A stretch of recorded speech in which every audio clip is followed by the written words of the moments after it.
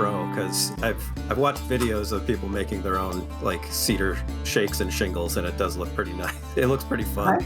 I think Andy Engel did it for a shed project, if I remember right. He's the other person I know who might be tempted to do this.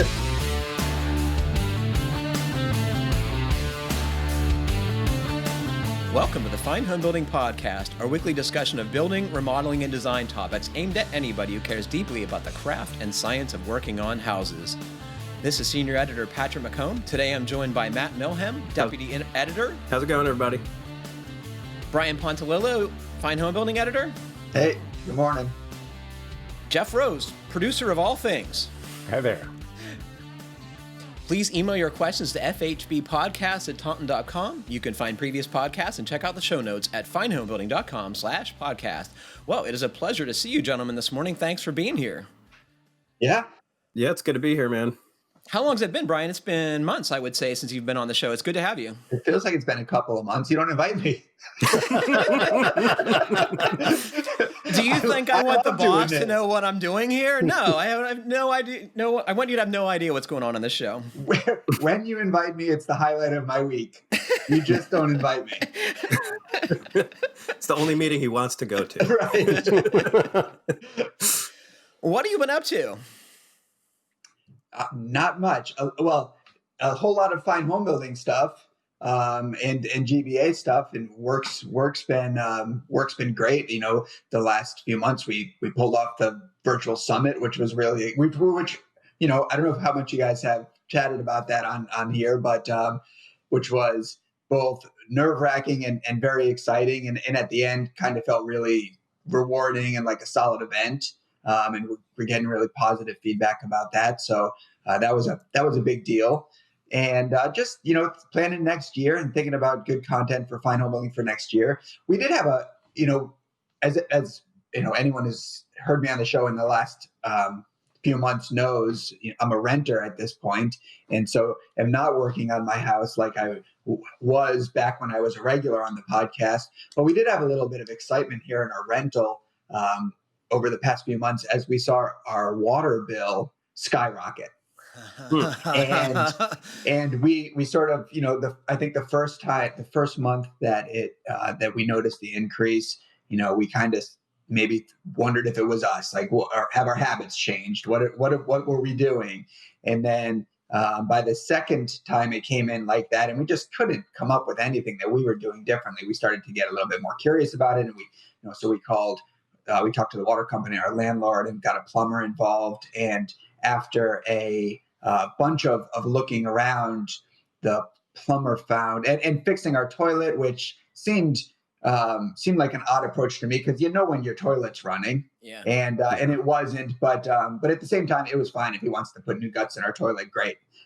So you know, he did that, and then after being under the house once, I guess found another access door and got to look at another place underneath the house and found a leak.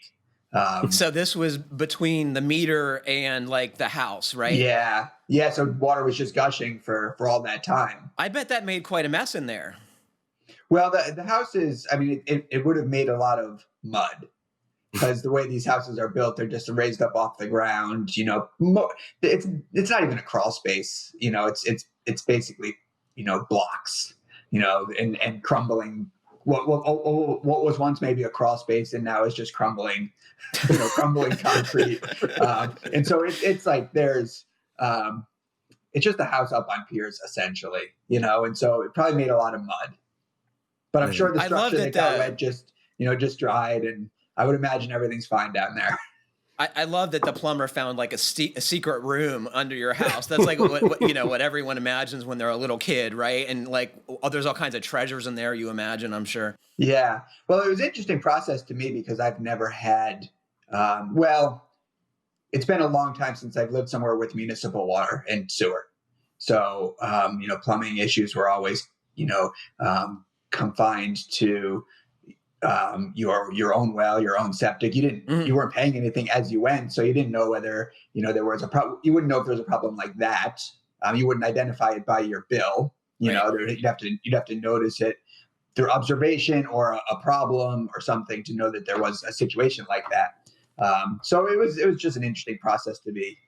So your involved bill in. went from what to what? Like how much money are we talking about? And are you on the hook for it? It went up almost, I'd say almost 50%. I think we were averaging somewhere around $60 a month, and that includes sewer. Yeah. And it was pushing $90 a month, in that range. So it went up significantly, and we still haven't gotten the next bill yet. So we're not, we're pretty sure this has got to be it, but we'll know for sure when we get the next bill. And yes, of course, we have a great landlord. Not only is he on top of things, but he said right away,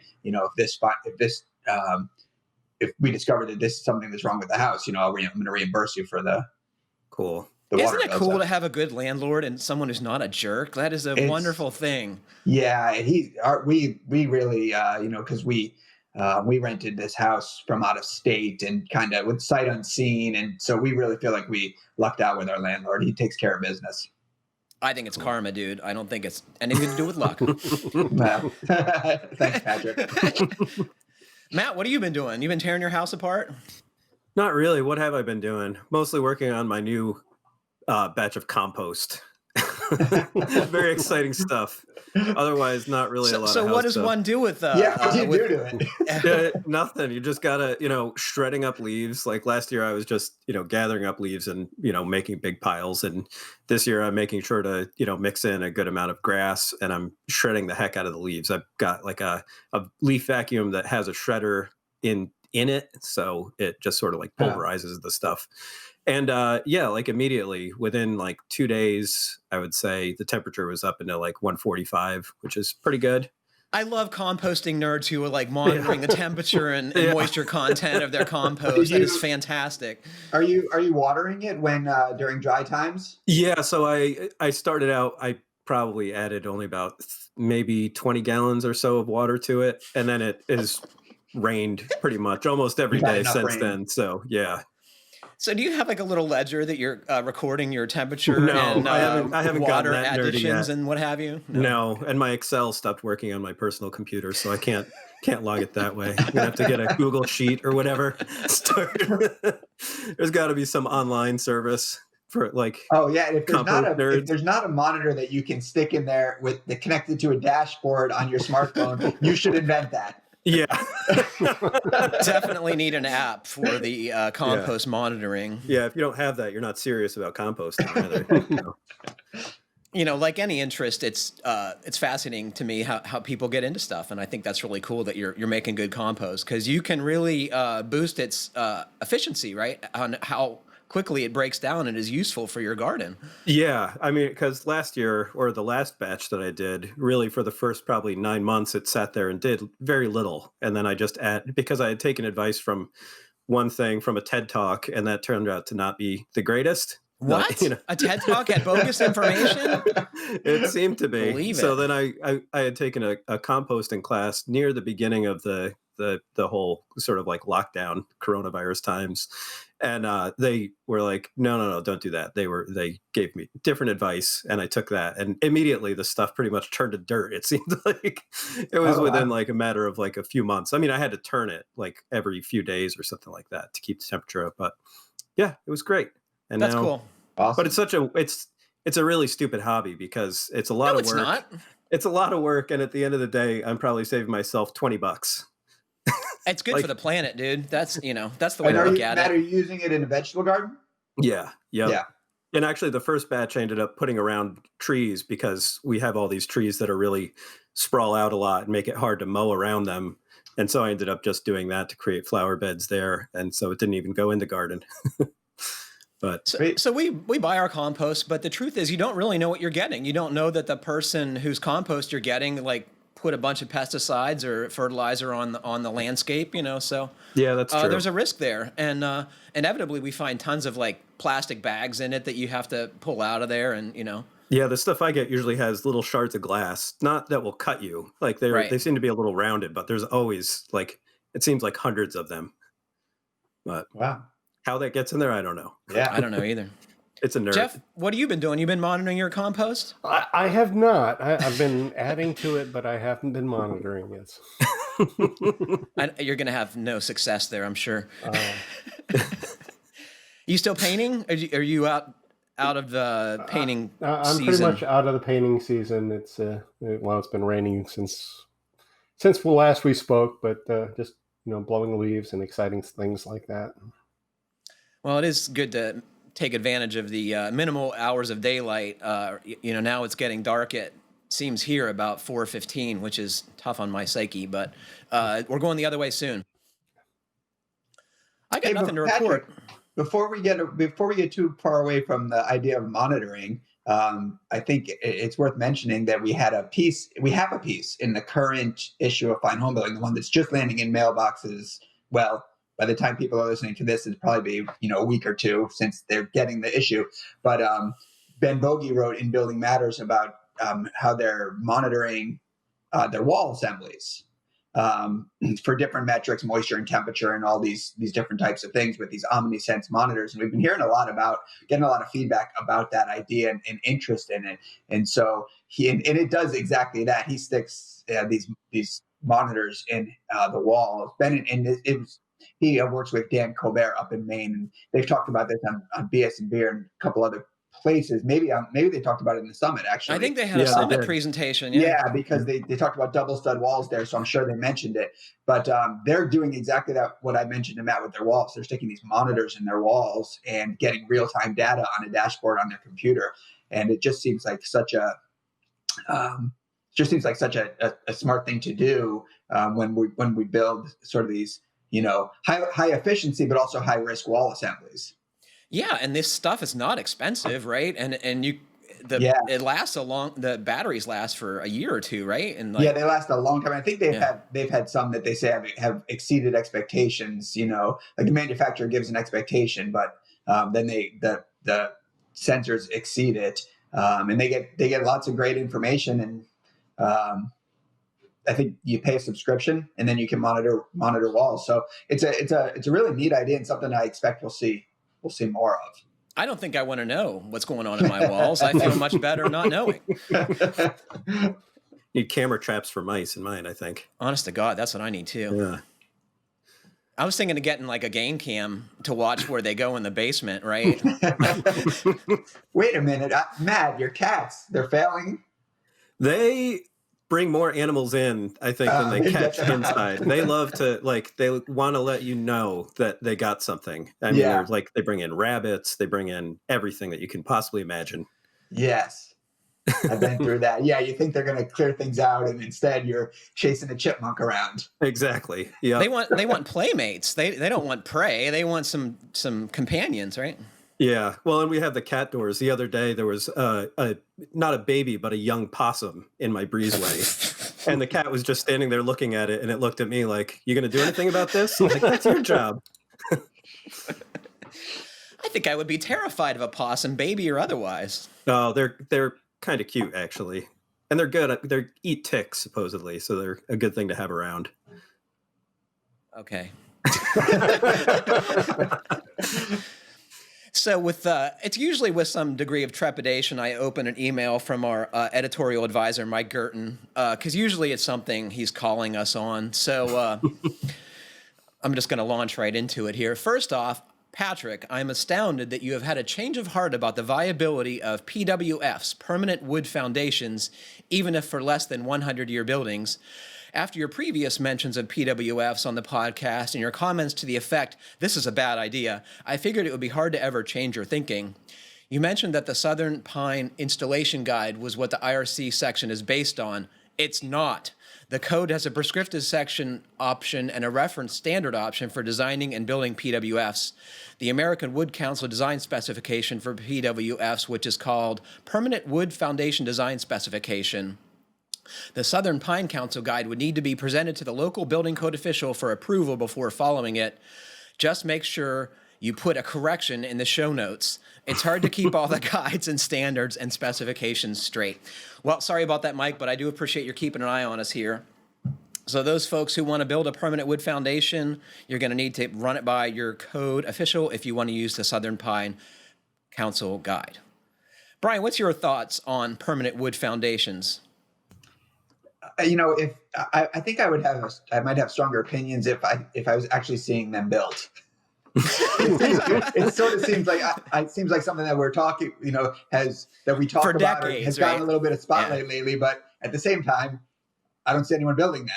Yeah, And I do think there's reason to know about and understand different types of foundations from the sort of the climate impact of all the concrete we're using to the site disruption that any kind of significantly dug foundation can cause. Like, there's reasons to know about different types of pier foundations, maybe wood foundations, maybe, alternatives to concrete that seem to be coming online more and more, precast. There's precast acrylic panels that are designed as foundations now, and fiberglass units, and all these different ideas and problem solving things, but I tend to, as I think we all do to some degree at doing this work, we have to focus mostly on what's getting done the most and put most of our attention towards that. So, and then present the alternatives as, what do you see most in South Carolina and Charleston specifically? Is it piers or raised crawl spaces, or is it slab on grade, or is it all these things? Well, there's lots of different things that happen down here depending on where the homes are. So once you get away from the low country, high water table, marshy kind of landscape. Is that anywhere in South Carolina? Well, yeah, when you start to go inland, you will start to see you'll start to see slabs and traditional and more common crawl spaces. Here, we're tending to see more things that are raised much higher off the ground, and so in certain areas, there's pilings being used, driven into the soils, and then houses will be built on those. Places where there's more stable soils, you see a lot of concrete block piers being built. A lot of really, really big housing units being built on concrete block piers. And then in light commercial and commercial construction, just lots of poured concrete. Huge massive amounts of rebar and poured concrete. And there's a lot of that construction happening right now. It's fascinating to watch it happen. You're in I mentioned it before, a unique place in the fact that you have a number of conditions where you are seismic concerns, hurricanes, high water table. It's, I'm sure, a challenging place for people to build. Yeah, to figure out what foundation is right, and you obviously can even determining how to handle a crawl space if you can do one. You can't really do a conditioned crawl space here because of flooding concerns. Yeah, you're not going to put all that effort into something that's likely to see water at some point. So when there are crawl spaces, they're vented crawl spaces. So lots of different foundation types happening around here. So a few weeks back, we had a discussion about how to make smoke for tracking down air leaks. Someone wrote in wanting to know, they don't want to use cigarettes or incense or whatever they want to stick up their house. So we heard from a number of people with suggestions. This is from Doug. On the subject of smoke sources, you might want to consider special effects foggers. Professional units can cost hundreds, but inexpensive party foggers can be found for around $40. You still have to buy the fog juice, but 1 gallon will go a long way. If you can find an old Mole Richardson fogger, it would be even better.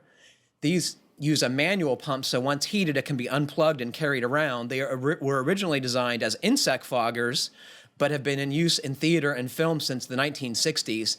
How the heck do you think you get the insecticide out of that before you turned it into an air leak tracker downer? I don't know. Two birds, one stone. What's that? 2 birds, 1 stone. Yeah, right. Get rid of the roaches and track down your air leaks. Yep. As to Matt's chemistry experiment, do you know what this guy's talking about, Matt? You suggested ammonia and what? Hydrochloric acid. Oh, that seems safe. Yeah. Okay. As to Matt's chemistry experiment, for 30 years, my wife was in the annual production of A Christmas Carol at the Omaha Community Playhouse. For a scene at the Cratchit House, they are supposed to turn out the plum pudding, and when the lid is removed, comment on the great deal of steam. To create this steam, they relied on a longtime cast member who was a chemistry professor. His solution was, as Matt described, When the cast was supposed to be commenting on the wonderful aroma of the plum pudding, they were in fact enjoying the aroma of ammonia. Keep up the good info and stay healthy, Doug. That sounds awful. Yeah.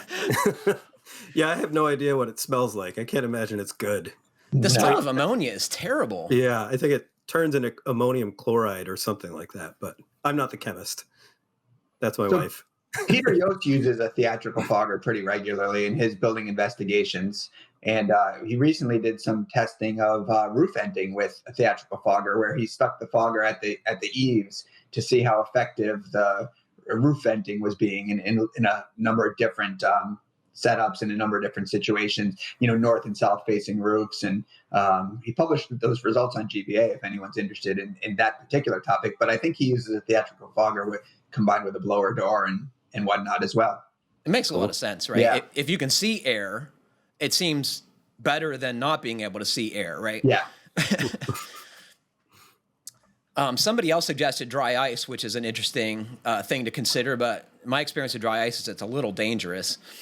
I'm not a smoker, but it sounds like a good opportunity to get a good cigar and that's what I'm saying. really enjoy the time of Right? forward directed air sealing. Yeah.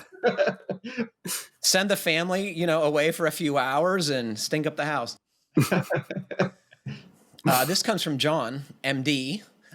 I listened to a recent few episodes with listener questions regarding rehabbing windows. Most of your listeners could handle using sash replacement products.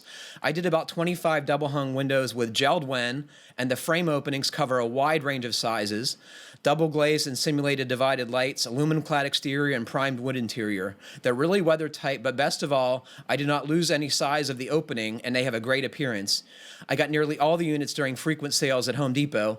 Enjoy the show. Keep up the good work. Well, that is a great suggestion. So what he's describing is you take out the old sash and you put these new balance systems in the existing window frame, and then new sash are made either to standard sizes, or you can have them custom sizes. It obviously takes longer to have the custom sizes made, and it costs a little more, but it's a great solution, and you don't have to deal with the lead paint, which I think is worthy of consideration for that reason alone. Yeah, and if you combine that with some air sealing, maybe popping the trim off and doing some air sealing around the windows, you're gonna have quite an improvement in comfort and efficiency.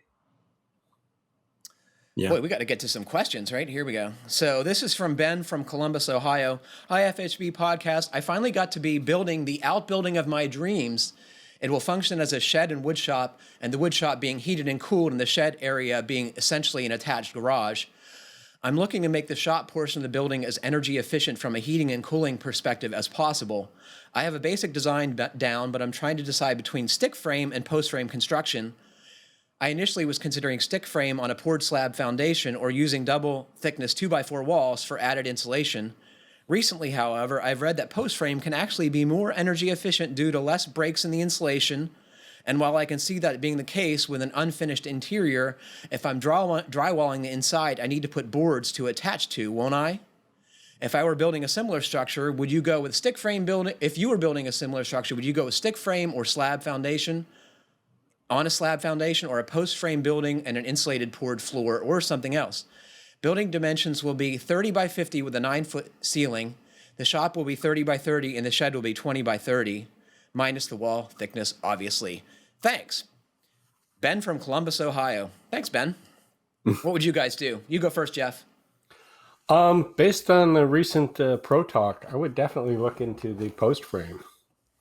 Kyle Stumpenhorst, who's a builder in the Midwest, R&R Buildings. Was it Michigan is he in? Illinois, I think. Illinois. Yeah. And why do you say that, Jeff? It sounded fascinating. It sounded like you get a lot of building for the buck. How about you, Matt? What do you think about this? Yeah, I would go for post frame. And initially I was thinking, some of those advantages, having those much bigger insulation cavities depends on, there's all kinds of trade-offs there. So, the kind of insulation that you can use to actually take advantage of that may not be something that you could do on your own. I mean, maybe if you're using, some kind of rigid either foam or Gutex or, something that comes in big enough sheets to be able to get over that. Otherwise, you're going to be putting girts, both on the inside and outside for your exterior and interior claddings. But then I was thinking, like, the building size that he has, 30 by 50, I don't even know that you would be able to do that stick frame and have enough wall bracing for that building to really stand up. I don't, without knowing what his plans are, What just do you having mean? that. Well, like, you need a certain amount of bracing for those walls, to be able to resist wind and What everything about else. if you're going to sheathe them, right? I mean, You're going to sheathe it, but that's still, again, without knowing exactly what the rest of the plan is. He says he has a basic design down, but it doesn't sound. It sounds like what he has is like rough dimensions. Like, that's not really a design. well, there's maybe more that we don't know, but Well, that's the thing. I don't know that stick framing this would even necessarily be possible. But the idea of the post frame building seems like a great idea, especially for a shop. But I really don't know. what do you think, Brian? Well, I'm curious why he thinks there would be breaks in the insulation in a double stud wall, because the point of a double stud wall is to eliminate those breaks. So yes, at each stud you have a little bit less insulation, but that stuck out to me as if I'm either not understanding something about what he's thinking, or he's not understanding a double stud wall assembly and how it works. I mean, but really, to make this decision, I think he's going to have to look at, he's going to have to do a comparison of, costs, R value, and then like building techniques, and like, what does he feel comfortable building? That's important, with his skill set, what he feels comfortable building. And then look at the, insulation is one thing, but look at the potential of each for air sealing and the difficulty of getting that done. And then kind of, if it were me, I would start with a target for R value, for air sealing. And then I would work kind of, to kind of look at the options from there, including those other factors. And I think that's it's sort of going to be kind of a personal decision. There's a way to get it done both ways, where it can be thermally efficient and airtight, and so I think if he can figure out each of those ways and then look at costs and skills and time and that kind of thing, then he can make a good call. I have a little experience in this subject area, having built a post-frame building for myself, and I can tell you the reason I did it was because it uses a ton less concrete, and concrete is expensive, right? So all I had to do was pour piers instead of a thickened edge slab in it, or a frost stem wall or what have you, and it saved yards and yards of concrete. So that's why I did it. And what's your floor system, Patrick? Remind me. So I have a 4-inch slab with 2 inches of XPS under it. It's poured around the concrete piers that hold up the post frame, and it's unfinished. It's just bare concrete. So that uses concrete, but not nearly as much as pouring a thickened edge slab or a stem wall, especially. I did the math, and it saved me a lot of money. It's harder to air seal and finish off a post frame building than it is a stud wall, I'll tell you. I spent many, many, many hours of my life with canned spray foam sealing around the posts and girts and the recycled polyiso insulation that I use to insulate the shell. I put horizontal girts and put 1.5 inches of insulation between them, and then I put another 1.5 inches on the backside. And if I wanted to spend a few more $100s, I could have bought some fiberglass insulation and put even more insulation in there, but it seemed unnecessary given the what I imagined would be occasional use in my building, but now it turns out I'm using it 50, 60 hours a week as my office. So, anytime you build something and you have expectations of how you're going to use it, that can change. Yeah, and that's a good point, Patrick, because he didn't say for sure, but I think last time I was on the podcast, we talked about someone who was, going to be converting the garage into a shop, and they were going to be heating it occasionally. And there's a sort of, to my thinking, there's kind of, I would put different effort towards space that I was going to heat and cool, like for occasional use, versus a space that I was going to heat and cool continuously. Totally. And, you can buy a lot of energy for the cost of, energy upgrades that you won't ever realize the savings, right? You don't use the space enough for those energy improvements to make a difference. Right. So that I don't think we helped him at all. We just told him to figure it out.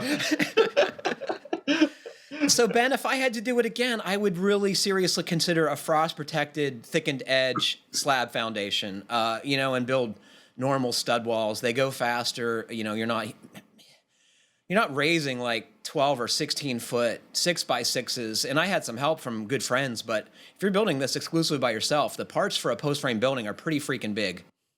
Patrick, that's actually, so to answer the question, if I were doing it personally, I would probably stick frame as well. And it's because I wouldn't have to learn something new. Yeah. I wouldn't have to learn how to build a post frame building for this one project. One thing that was an unanticipated benefit of building a post-frame building is the girts make an ideal ladder. See, you can get around the building pretty easily on sturdy structures because it's part of the system, versus you can't climb studs. At least I can't. I mean, you can also, if he's just building, stick framing, there's no reason he can't just do exterior insulation if he's worried about thermal bridging. Absolutely. You're going to be able to get plenty of insulation on that. You don't need to do double stud walls. Yeah, 2x6 wall with exterior insulation is another great option. Yeah. And Columbus is a pretty mild climate, right? So it is, yeah. You could totally overdo this, I would say, Ben. This comes from Aaron in Vermont. Hello, FHB podcast crew. Greetings from Vermont. I'm a carpenter. I work for our family business doing mostly interior remodeling and small additions, custom cabinetry, tile, etc. Our current project is converting the 24 by 40 attic of a 1775 Norwich, Vermont home into a master bedroom suite. It has been a wonderful project and very interesting for sure. We changed the window layout in the attic, so we needed to reside 2 gable ends. When ripping off the old clapboard and the 100-plus-year-old dead flies beneath them, I noticed something I had never seen before. Most of the clapboards were not beveled. I'm not sure of the age, but I would venture somewhere in the 1800s, but the ones that were beveled were installed with the thick side up as pictured. That was a first for me. I hope you find this as amusing as I did. I've included some photos of the renovation for your curiosity. To satisfy your energy curiosity, I thought I would tell you and show you in photos that we did a double stud wall with 4 inches of closed cell foam that encapsulates the outermost framing to stop thermal bridging.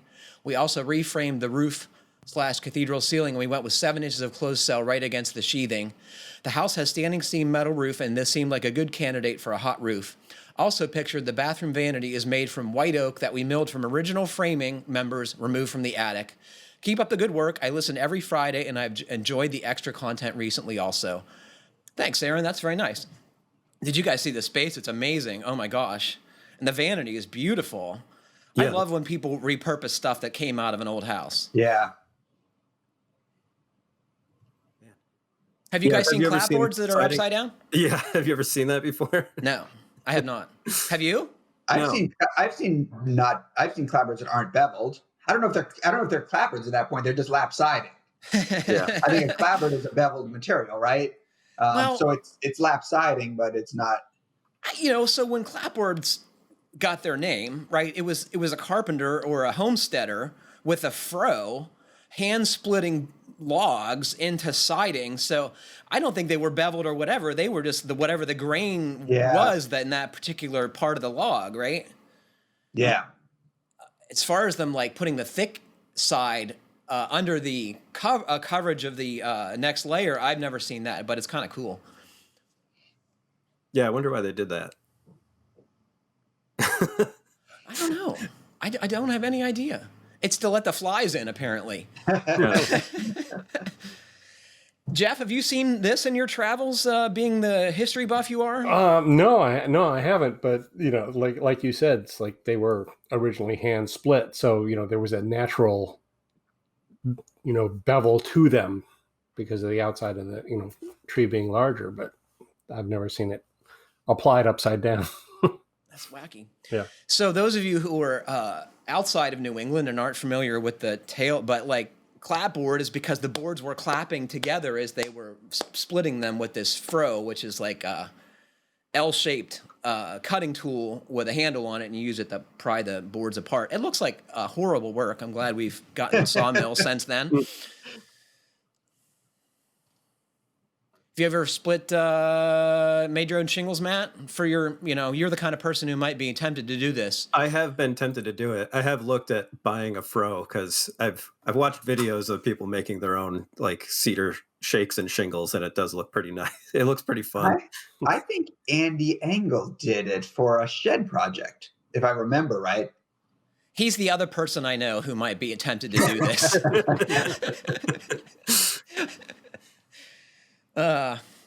Good evening, my fellow fine home building enthusiasts.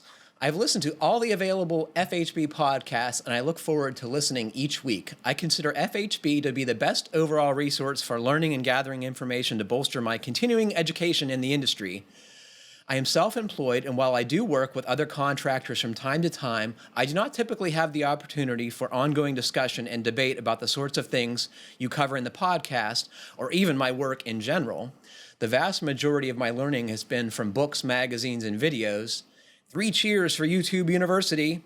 Thank you so much for the hard work you all put into making the magazine such a valuable resource and a platform to meet the thought leaders of the industry.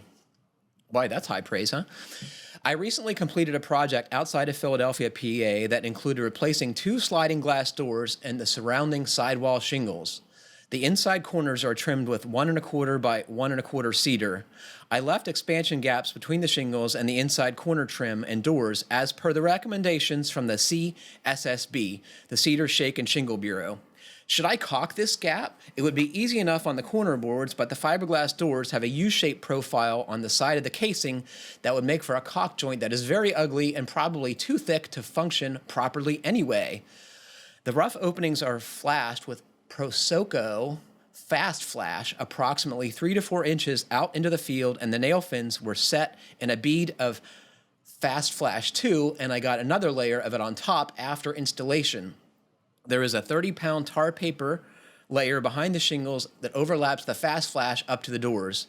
The inside corners have galvanized steel flashing running vertically up the corner approximately 4 inches on each side, which is then overlapped by the tar paper. The doors have drip caps that extend about a 1/4 inch beyond the edge of the doors. The old installation and flashing details were laughably horrible, but there was only a small amount of rot in the corner of the doors after 30 plus years. I believe this resulted from the emission of the sill pans / flashing and the deterioration of the door frames to the point of failure. The old details included caulk that was caked into the joints in question. I think it looks better without the caulk, and I can't decide if it's better to have the drying potential from an open joint or try to keep the water out with caulk. The guys from Unbuild It seem to think that face-sealed systems aren't a good idea. Any advice you can give would be much appreciated. I haven't found any official-looking recommendations yet on the web. Let me know if you need any more information, pictures, etc. Best regards, Steve. So what's Unbuild It, anyone? That's the podcast that Steve Basic, Jake Bruton, and Peter Yost do. Sorry, guys, I should know that. it's obviously good because those are 3 pretty smart people with lots of good information. And so when they talk about a face sealed system, what they're talking about, to my understanding, is the difference when it's typically in the context of windows, and it's the difference between really one piece of tape, and that's the tape at the bottom of the window. Most people are installing windows and they're not taping the bottom. They're allowing for drainage at the bottom. Windows aren't typically installed on a sloped sill, and so to tape the bottom of the window would actually prevent that from drying. Coincidentally, Jake Bruton published an article on GBA and in Fine Homebuilding, right, about installing European windows where he does a face sealed system. So, and he has reasons for why he thinks it's okay to do, and a lot of people that's sort of it's an interesting discussion to have, because a lot of people kind of think that the likelihood of water getting down there and draining out is pretty slim, and that as long as the tape is vapor permeable and that area can dry, that it's not a big deal to tape the bottom. But anyway, that's different. I think that's something different than what we're talking about here, which is a door, and which was flashed very well, it sounds like. He's got all the right things there. Yeah, and so he's just questioning whether or not to put caulk between the trim and the siding. And I'm gonna answer no. Yeah, I'm gonna agree with you, Patrick. I'd say just leave it alone. Let it look good. You've done a great job installing these doors and flashing them, Matt, do you think there's ever a reason to like caulk trim to siding to keep out water? Is that the right practice ever? I'm sure with some siding systems, sure, but with what he's got here, I don't think so. Yeah, if you have EIFs or whatever, they rely on sealants, right? And maybe there's others, I don't know, but yeah, it's about the flashing. Yeah. Yeah, I mean, as long as bulk water is not getting in there and wetting his sheathing and like getting down to the sill and making a mess, I mean, if everything else is flashed correctly, I don't think he has much of a problem. Playing devil's advocate, the last installation with the caulk lasted 30 plus years, so there you go. Yeah. I mean, this would be a different thing if you were dealing with, going back to like clapboard siding because you want to do something to seal those ends. But I mean, we're talking about, the shakes or shingles or, the long grain is what's, in that corner. The grain that's going to wick everything up is top and bottom. So I think that just looks like heck. Like, you can't do that, right? It's like shingles are beautiful. Don't screw them up that way. Yeah, actually, and I went on to the Western Cedar, whatever their thing is, for their installation guides.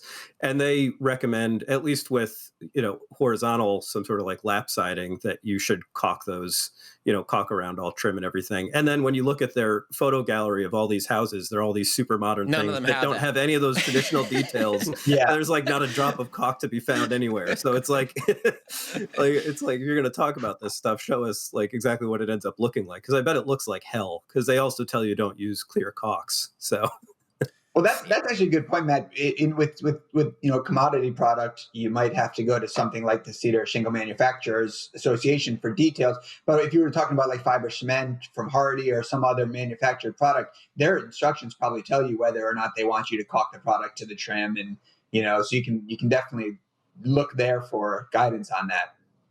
Yeah, and I was being somewhat glib, but there are definitely times when manufacturers want you to caulk trim to the siding, and certainly brick claddings rely on sealant joints to be water resistant. And it can be done well. Yeah. Ask Ben Bogey; he'll tell you all about it. This comes from John in Cincinnati. Hey, FHB podcasters, big fan here. My house has a late 1800s two-story carriage house constructed out of triple wide brick. The first floor is used as a garage, and the second floor appears to have been occupied at some point. It has half-inch thick coats of plaster and wallpaper on the bricks. Previous owner stripped the second floor, removing the plaster, installing the windows, and installing new subfloor. I'd like to finish that space into a guest apartment for when the in-laws visit, and possibly rent out as a short-term rental. I'm trying to determine the best approach to air sealing and insulating. The interior space is about 500 square feet with a roughly 20 by 25 foot footprint. I definitely want to insulate the floor to provide noise and temperature separation from the garage, and the attic structure has a shed-style roof where I can put plenty of insulation, but I'm not sure how to handle the walls. I plan on installing a wood-burning stove and mini-split HVAC system. Since I don't intend to heat it all winter, I'm leaning towards not insulating the walls to allow the bricks to dry out, as initially designed to be built.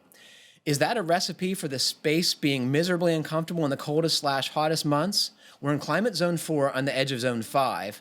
Since it's a small accessory space, I don't want to break the limited budget by over-engineering a solution. Any tips on how to improve comfort without introducing water/moisture problems? Photos are attached. John. Did you see this cool little space? Yeah.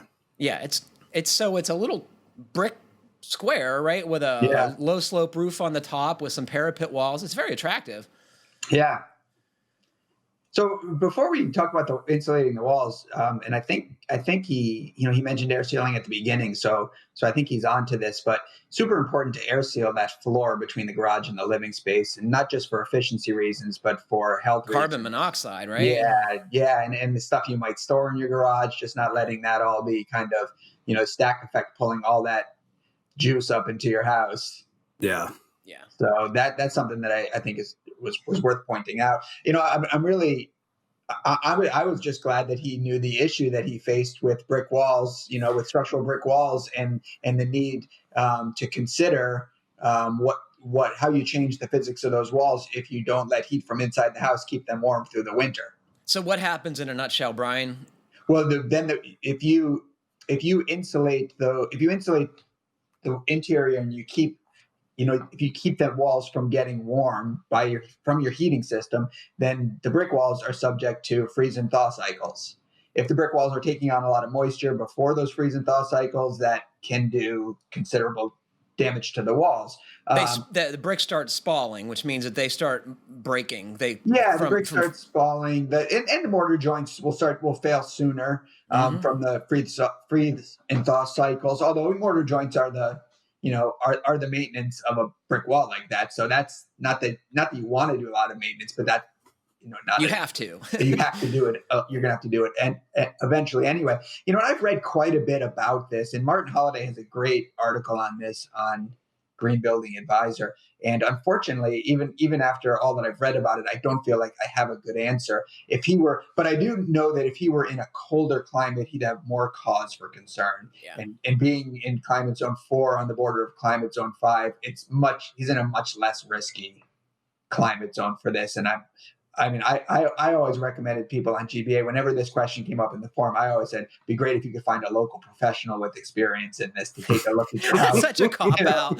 Take a look at your house and help you. And so I'll give that advice here, although I do feel like he could probably insulate these walls without concern. So a safer approach, as you just alluded to, Brian, is to insulate from the outside, right? Because then the bricks are staying warmer and you've eliminated that potential. If you can do that, yeah. But most people with beautiful brick houses don't want to insulate from the outside. And that is the point. Yeah. Yeah, it is a lot less risky to do it on the outside. But I mean, if we're talking about a space that's never been heated and those walls are still in good shape, I mean, there may not really be any freeze thaw concern. So you wouldn't really have a risk to, insulating on the inside with that.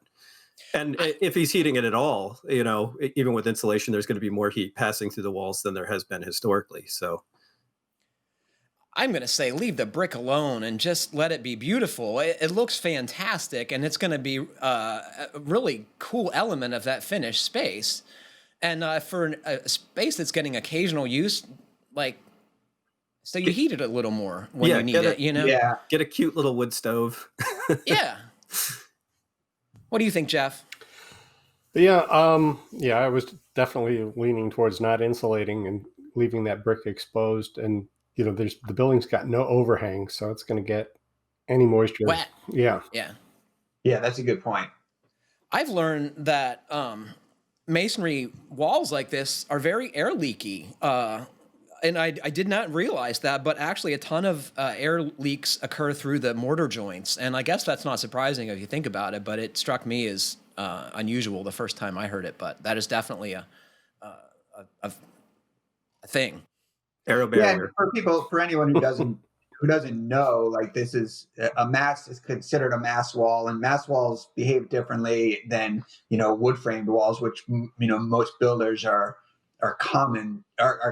comfortable with and used to working on. And the big difference is that we try to keep we do everything we can to keep water out of a stick framed wall, and a mass wall is meant to be able to take on water and dry. It gets wet and then it dries out. It gets wet and it dries out, over and over and over again. So. All right. So I think we all agree, or no? Are we going to insulate these walls? I don't think it's worth it for the amount of time that it's going to be used. Especially if it's just, for occasional weekends for the in-laws and some Airbnbers. Yeah, you don't want them to be too comfortable anyway. Yeah, you want them to. Yeah, exactly. Otherwise, you're going to have to, get a really uncomfortable mattress. I think it would really screw up the space. I mean, that is, simple buildings, you have to take the architectural elements you're given and celebrate them. And, this is what this building is. I think it would be a crime to cover it all up. Yeah, it looks cool. So, Brian, I'd like to take a little time to talk about the Fine Homebuilding 40th anniversary. And do you want to tell us what we're doing? Because, I'd like to know. Sure. Well, so next year is the 40th anniversary of Fine Homebuilding. So our let's see, it's our February-March issue will be the actually 40th anniversary issue. We published our first in 1981 on that schedule, and so this will be 40 years. And we haven't celebrated an anniversary since our 25th. And for the 25th, we just did a knockout 25th anniversary issue. It was like extra size issue with additional articles, celebrating the anniversary. And that was before we were in the digital age, so we didn't do anything digitally for it. So we decided that we should do some fun stuff to celebrate 40, and we just decided that we would spread it out over the course of the year. So the coming issue, the February-March issue of Fine Homebuilding, will be the kickoff for that, and we're gonna do a few things in that issue, particularly to sort of celebrate the anniversary. We have we have an interview with the founding managing editor of Fine Homebuilding, the first ever hire at Fine Homebuilding. Who was that? Mike Litchfield. Cool. Who's at Fine Homebuilding for a long time and has continued to be a journalist in this subject area.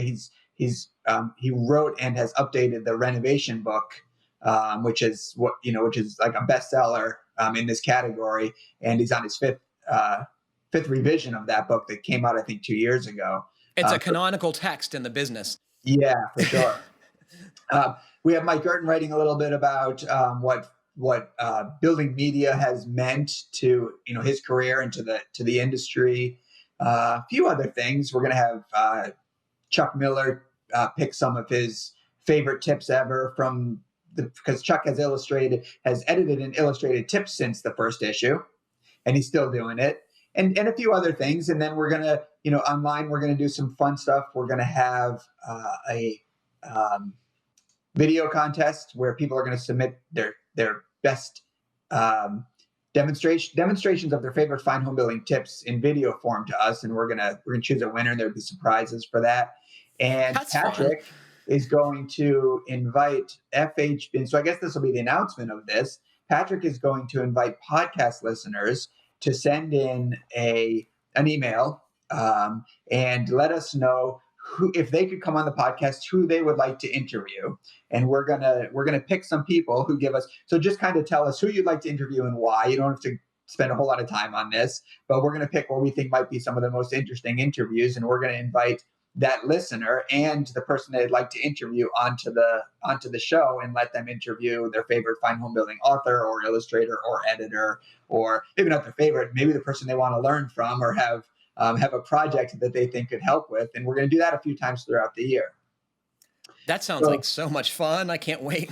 Yeah, just some fun stuff. And we're going to, like I said, we'll spread it out through the year. Hopefully we'll be having an in-person summit next year. We'll see how that goes. And if we do, we'll have a special kind of celebratory event at the summit.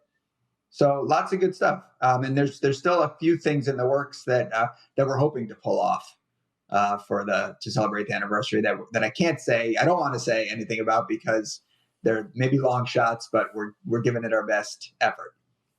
I wonder if the people who founded the brand could have imagined that 40 years later we would be celebrating, this anniversary. It was a pretty forward-thinking move on their part, and it must have been somewhat scary to launch a print product in this channel, and by all measures, it's been an important thing.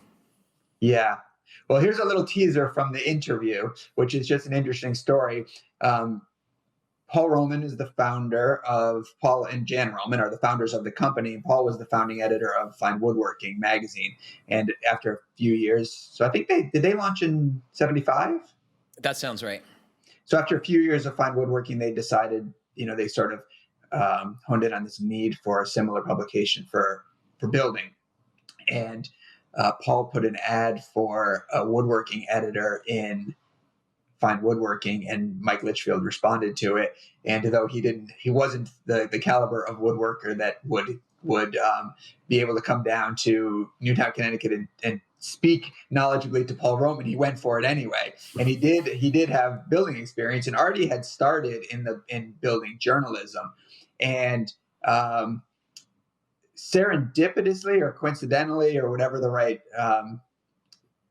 adjective is, that ad was actually just kind of a phishing scheme to get for Paul to talk to some people. And the ad was actually for the first editor job at Fine Homebuilding. Really? And so it just happened that Mike, with home building knowledge, responded to that ad in Fine Woodworking, and that's what Paul was looking for. And Paul told him that at the end of the interview and offered Mike the job. Wow, That's cool. Yeah.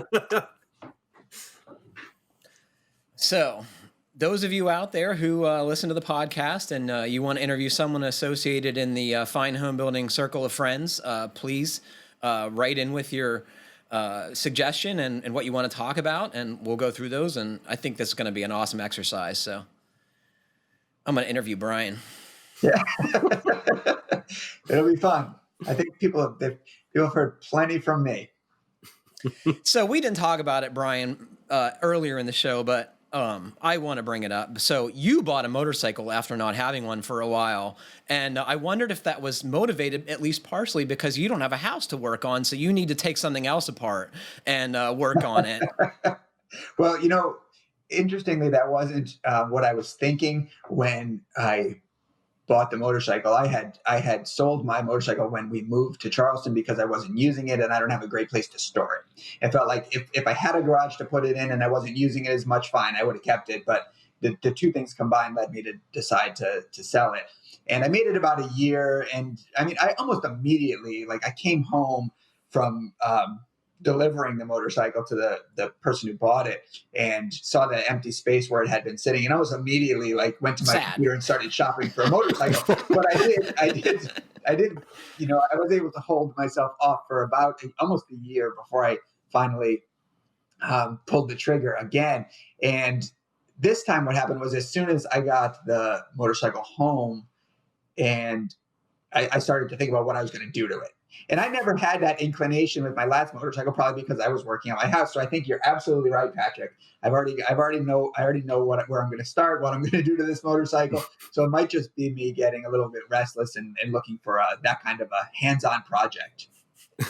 Well, I can't wait to see you dressed up as Captain America on your chopper, bombing around Charleston, South Carolina. That is going to be fantastic. And if you need your Billy, just give me a call and I'll get a bike and we'll, march in some parade. All right. Well, unfortunately, that is all the time we have for today. Thanks to Brian, Matt, and Jeff for joining me, and thanks to all of you for listening. Please like, comment, or review us however you're listening to the Fine Homebuilding podcast. It helps other folks find it. Stay safe, everybody. Happy building and keep craft alive.